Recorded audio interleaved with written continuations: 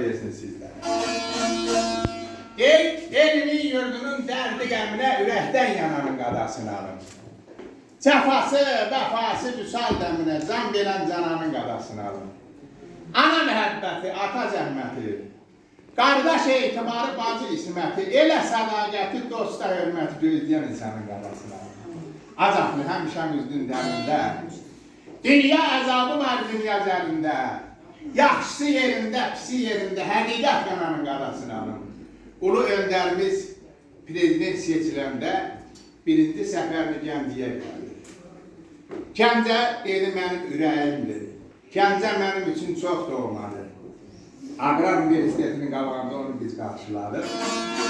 Dedi saz bizim ürəyimizdir, saz bizim kökümüzdür, özümüzdür, sözümüzdür. Orada mən ona bir əsər həsil elədim. Türk dünyasının, bəşəriyyətin atalar atası Heydar babadır. Bizim dünyamızın ulu xilqətin atalar atası Heydar babadır.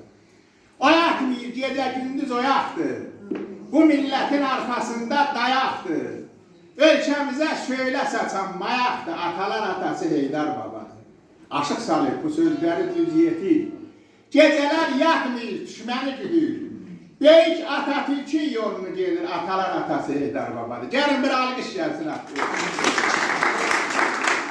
Ondan sonra güzel bir gelek, onun havasıyla ben diyeceğim sizlere can sağlığı arz eyleyeceğim. Bir daha koyunun derimizin ruhu şad olsun.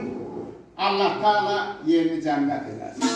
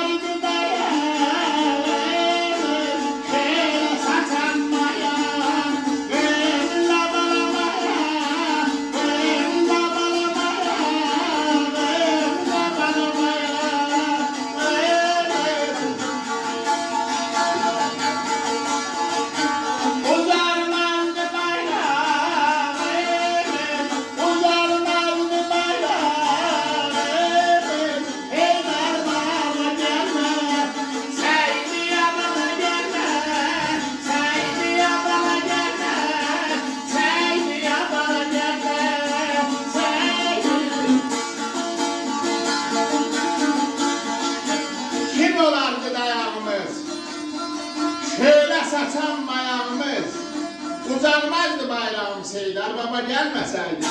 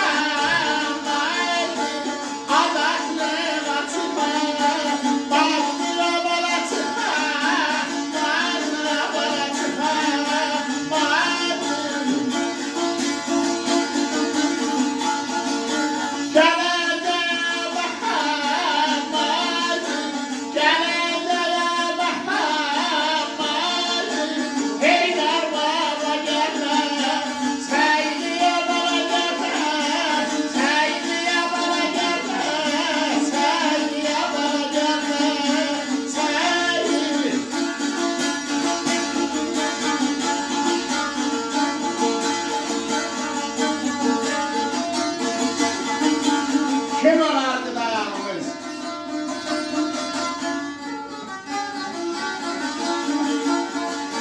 Sular kimi axanmazdı, Gələcəyə baxanmazdı, Azaqlığa çıxanmazdı Heydar baba gəlməsə.